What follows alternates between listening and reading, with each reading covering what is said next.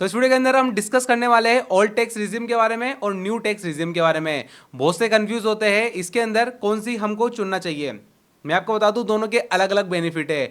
अगर आप न्यू चुनते हो उसके अलग बेनिफिट है, अगर आप ओल्ड चुनते हो उसके अलग बेनिफिट है। हमको ये देखना है कि हमारे लिए क्या बेस्ट होने वाली है। अगर आप इनकम कर रहे हो तो आपके लिए क्या बेस्ट होने वाली है, डिपेंड करता है आप कितना इनकम कर रहे हो, है ना। किसी के लिए ओल्ड बेटर हो जाएगी, किसी के लिए न्यू बेटर हो जाएगी। अभी हम देख लेंगे, अभी हम शीट के थ्रू ही देखेंगे, लाइव ही हम देखने वाले हैं, जिससे आपको हर चीज़ क्लियर हो जाएगी कि आपके लिए कौन सी बेटर होने वाली है। तो आपको यहाँ पे वीडियो में बने रहना है, हर चीज़ मैं आपके साथ अभी क्लियर करने वाला हूँ। सबसे पहले आप यहाँ पे देख लीजिए, आपको देखने को मिल रहा होगा ओल्ड टैक्स रिजिम और न्यू टैक्स रिजिम। उसके पहले मैं आपको बता देता हूँ स्लैब के बारे में। पहले हमारे टैक्स क्या लगता था, अभी टैक्स हमारा क्या लग रहा है, जिससे आपको क्लियर हो जाएगा हर एक चीज़। तो सबसे पहले हम देखेंगे ओल्ड टैक्स, ठीक है। ओल्ड टैक्स में आप देख लीजिए, जिसमें यहाँ पे है, हम देख लेंगे 2.5 लाख तक। 2.5 लाख तक आपको देखने को मिल रहा होगा, 2.5 लाख तक जीरो है। 2.5 लाख तक हमारे कुछ भी नहीं लगता था। उसके बाद 2.5 लाख से ऊपर हम जैसे इनकम करने लगते थे तो हमारे को 5% देना होता था गवर्नमेंट को। उसके बाद हम बात कर लेते, थोड़ा आगे हम बढ़ते हैं, 5 लाख से 10 लाख 20% स्लैब में आ रहे हैं। 10 लाख से ऊपर तो 30% हम आ रहे थे।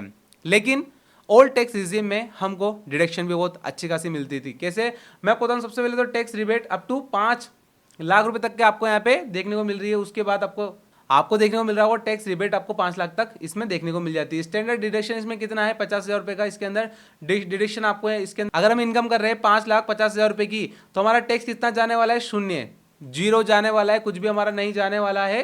मैं आपको पहले ही बता देता हूँ। अभी हम थोड़ा नीचे आते हैं, अभी मैं आपको डिडक्शन बता देता हूँ जो कि हमारी इसके अंदर लग रही है, ठीक है। अभी आप देख लीजिए, ये आपको देखने को मिल रहा होगा, नीचे हम आए थे, ये आपको देखने को मिल रही है, ये एक्स्ट्रा डिडक्शन है ओल्ड टैक्स रिजिम की। क्या क्या लगने वाली मैं आपको बता देता हूँ। सबसे पहले तो हाउस रेंट अलाउंस है, इसका एक एग्जेप्शन लगता है, मैं आपको बताता हूँ। उसके बाद लॉस फ्रॉम हाउस प्रॉपर्टी, अगर आपकी प्रॉपर्टी में आपको लॉस लग गया है तो वो आप बता सकते हो। उसके बाद इंटरेस्ट ऑन हाउस, ठीक है, हाउस लोन, लोन के ऊपर अच्छा खासा आप बता सकते हो आराम से, इसमें ज़्यादा आपको डिडक्शन मिल जाता है। उसके बाद डिडक्शन अंडर एटीसी, आपको पता होगा एटीसी सबसे ज़्यादा फेमस है। उसके बाद डिडक्शन है अंडर एटीडी और NPS contribution from employer up to 10% आप दिखा सकते हो। अगर कितना अमाउंट तक आप दिखा सकते हो, अभी मैं आपको बताता हूँ। सबसे पहले यहाँ पे हम आ जाते हैं, आने के बाद अभी आप देख लीजिए, आपको डिडक्शन समरी आपको मैं बता देता हूँ। आपको देखने को मिल रहा होगा कि ये डिडक्शन का प्रकार आपको देखने को मिल रहा होगा और कितना आप मैक्सिमम ले सकते हैं डिडक्शन। जैसे कि स्टैंडर्ड डिडक्शन, जैसे कि मैंने आपको बताया था 50,000 तक ले सकते हैं, जो कि एक फ्लेट है, कम ज़्यादा कुछ भी नहीं है इसके अंदर। एटीसी के तहत पीपीएफ हमारा है ना, मैं आपको बताता हूँ। पीपीएफ है, ईएलएसएस है, एलआईसी है और ईपीएफ है। होम लोन प्रिंसिपल है, मतलब इसका जो प्रिंसिपल है वो हम बता सकते हैं इसके अंदर। और ट्यूशन फीस हमारी लग रही है, बच्चों की लग रही है, किसी की भी लग रही है, वो हम बता सकते हैं। उसके बाद सेक्शन है एटीसीसीडी 1B, इसमें एनपीएस आता है, नेशनल पेंशन स्कीम आती है। इसमें एक्स्ट्रा इन्वेस्टमेंट है ना, एक्स्ट्रा इन्वेस्टमेंट होता है। जो इन्वेस्टमेंट होता है उसके अलावा होता है, जिसमें आप 50,000 तक कर सकते हो, जो कि एक 10% होता है। कंपनी के थ्रू आपको जो अमाउंट मिलता है ना, उसमें आपका एनपीएस में अलग अमाउंट चला जाता है, जो कि 10% होता है। मैक्सिमम आप कर सकते हो 50,000 तक। उसके बाद आती है सेक्शन 24B।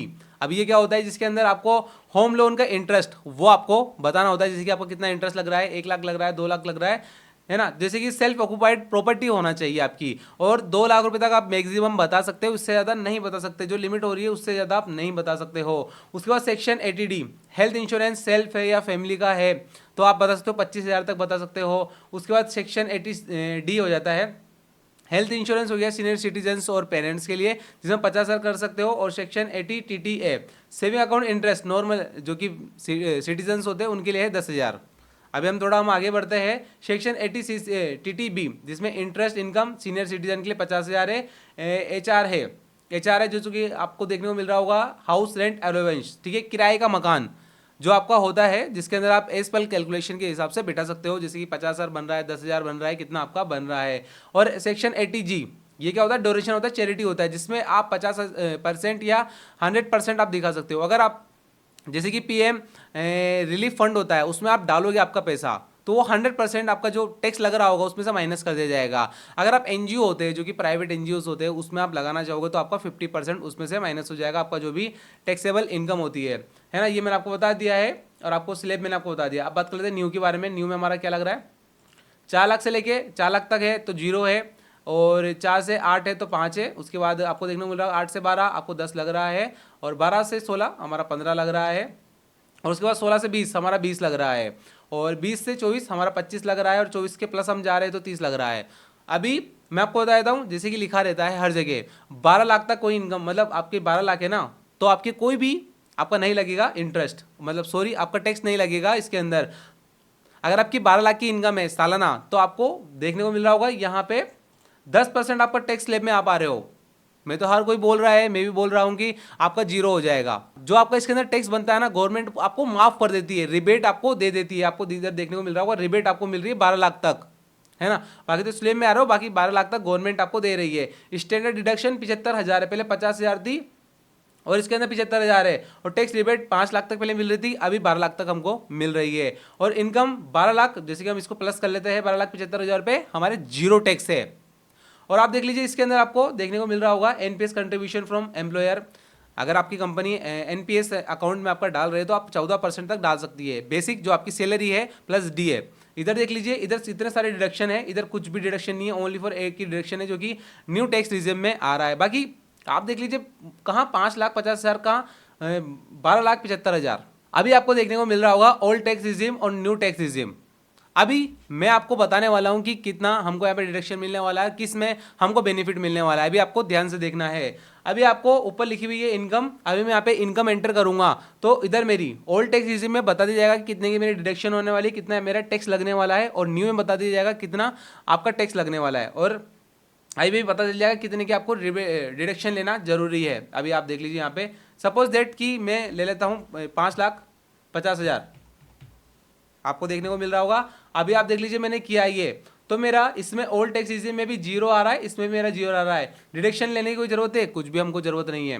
अभी फिर हम इसको आगे बढ़ते हैं, 7,50,000 के बारे में हम बात कर लेते हैं धीरे। चलिए अभी मैंने कर दिया है, करने के बाद अभी आपको देखने को मिल रहा होगा स्टेटमेंट डिडक्शन 50,000 का है, और एक्स्ट्रा डिडक्शन आपको कितने की करना होगा, 8 लाख रुपए की आपकी डिडक्शन करना, सॉरी आपको कितना करना होगा, ओल्ड टैक्स रिजिम में आपको मैच कराने के लिए 2 लाख रुपए की डिडक्शन करना होगा, है ना। अभी मैं आपको बताता हूँ ओल्ड टैक्स रिजिम में, जैसे कि ये 2 लाख रुपए की हमने डिडक्शन कर ली है। अभी आप देख लीजिए डिडक्शन करने के बाद अभी कितना आपका टैक्स लग रहा है, जिसमें आपका 52,500 रुपये का आपका टैक्स लगने वाला है। अभी न्यू टैक्स रिजिम में आपका कुछ भी नहीं है, अभी भी देख लीजिए आपका जीरो है, 7,50,000 रुपये भी जीरो है, और इसमें आपका टैक्स लग रहा है। बट अगर डिडक्शन आप दिखाते हो, कितना आपका डिडक्शन लगना, 2 लाख रुपए का डिडक्शन दिखाना होगा। किस में से दिखाना होगा, इनमें से आपको दिखाना होगा। रेंट दिखा सकते हो, मेडिकल इंश्योरेंस दिखा सकते हो, या आप ठीक है कोई ट्यूशन फीस दिखा सकते हो, चैरिटी दिखा सकते हो, जो भी आपको दिखाना है वो दिखा सकते हो। मतलब आपको डिडक्शन दिखाना होगा, इसमें आपको मेहनत करनी होगी। पहले बता देता हूँ आपको मैं। अभी बात कर लेते हैं, आगे बढ़ते हैं हम थोड़ा सा। 12,50,000 की हम बात कर लेते हैं। जैसे कि हमारा है, इसमें आप देख लीजिए कितना है, जीरो है।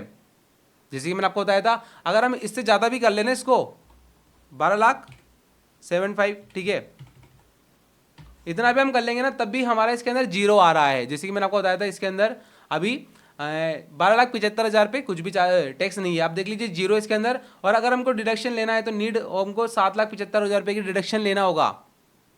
ये सब हमको बताना होगा, पहले ये सब चीज़ें हमको बताना होगा कि हमारी ये डिडक्शन जा रही है, तब जाके आपको इतना डिडक्शन लेना होगा। अभी हम देख लेते हैं, अगर हम इसका डिडक्शन इतना लेंगे 7,25,000, 7,25,000, तो 7,25,000 रुपये का आपको डिडक्शन लगने वाला है। अब हम थोड़ी सैलरी और आगे बढ़ा देते हैं, जिससे आपको क्लियर हो जाएगा कौन सा आपके लिए बेटर होने वाला है। जैसे कि अगर 15 लाख है, जैसे कि मैंने 15 लाख को इसके अंदर एंटर कर दिए हैं। 15 लाख एंटर करने के बाद अभी मैं आपको बताता हूँ ओल्ड में क्या आ रहा है, न्यू में क्या आ रहा है, जिससे आपको क्लियर हो जाएगा हर एक चीज़। सबसे पहले तो आप देख लीजिए, इसके अंदर 15 लाख आ रहे हैं, ठीक है, 15 लाख है। 15 लाख तो ये है, स्टैंडर्ड डिडक्शन 50,000 का है। और उसके बाद ओल्ड टैक्स को न्यू के हिसाब से मैच करवाना है, तो आपको कितने का डिडक्शन करना होगा, ओल्ड में आपको 5,43,750 रुपये का डिडक्शन करना होगा। ये जो चीज़ें आपको दिख रही है ना, इसके अंदर आपको बताना होगा हमारा इतना रेंट जा रहा है, हर चीज़ जा रही है, क्या इतना कर सकते हो, आप इतना बता सकते हो। अगर आप ये सब आपका चल रहा है ना, आपका बड़ा होम लोन चल रहा है, हर चीज़ चल रही है, तो आप देख लीजिए ओल्ड में आप बता सकते हो। ये हम मान लेते हैं कि ये हमने बता दिया 5,43,750, ठीक है, हमने बता दिया। चलिए बताने के बाद आपको देखने को मिल रहा होगा अभी भी आपका टैक्सेबल कितना अमाउंट है, 14,50,000, और इसके अंदर आप देख लीजिए 15 लाख है, स्टैंडर्ड डिडक्शन हमारा 75,000 हो रहा है, और एनपीएस हम मानते नहीं डिडक्शन है, ठीक है, अभी हमने नहीं माना है। और नेक्स्ट टैक्सेबल हमारा देख लीजिए 14,25,000 है। 14,25,000 किस में आ रहा है हमारा, इसके अंदर 15% टैक्स आपका इसके अंदर लगने वाला है न्यू के अंदर। अभी आप देख लीजिए हमारा कितना लग रहा है, 93,000। मैं आपको बताता हूँ, कैलकुलेट आप करोगे ना, कैलकुलेट जब होगा, फाइनल जब पे होता है, कैलकुलेट होता है, तो अलग अमाउंट आता है। अभी आपको देखने वाले ये अमाउंट आने वाला है, 93,750 रुपये का आपका टैक्स जाने वाला है न्यू में।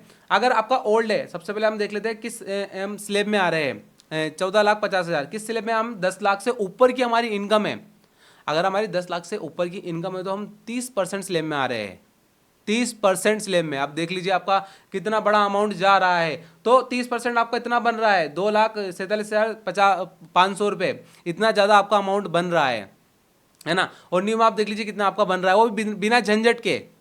इसमें तो आपको झंझट लेना होगा, सब कुछ दिखाना होगा, फिर जाके इतना आपका टैक्स बन रहा है।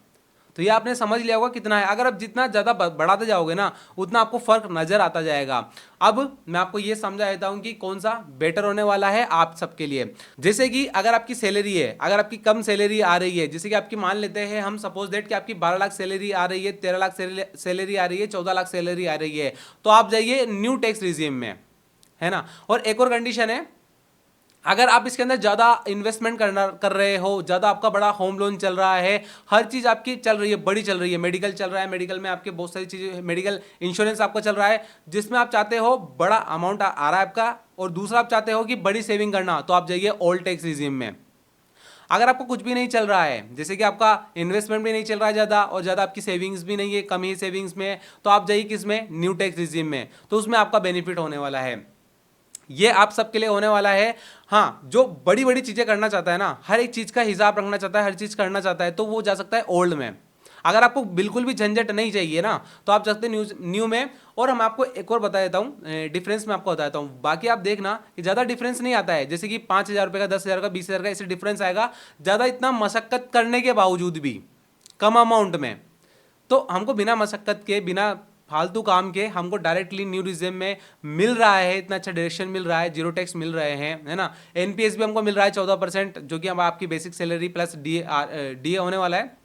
यहाँ पे लिखा हुआ है डी, आप इसके अंदर कर सकते हो, ऐड कर सकते हो, ये बेटर होने वाला है। अब मैं आपको बता देता हूँ, 2026 से चल रहा है ना, तो अभी बहुत सारे भरने वाले हैं, असेसमेंट ईयर चल रहा है ये, तो अभी आईटीआर फाइल करेंगे लोग बाग, तो ज़्यादा से ज़्यादा क्या फिल करने वाले लोग कौन सा, न्यू रिजीम में जाने वाले हैं। क्योंकि ओल्ड रिजीम में कहीं काफ़ी दिक्कतें आने वाली है, काफ़ी दिक्कत आती है, मुझे भी काफ़ी दिक्कत आई है, इसलिए मैं आपको बता रहा हूँ new tax regime is the best.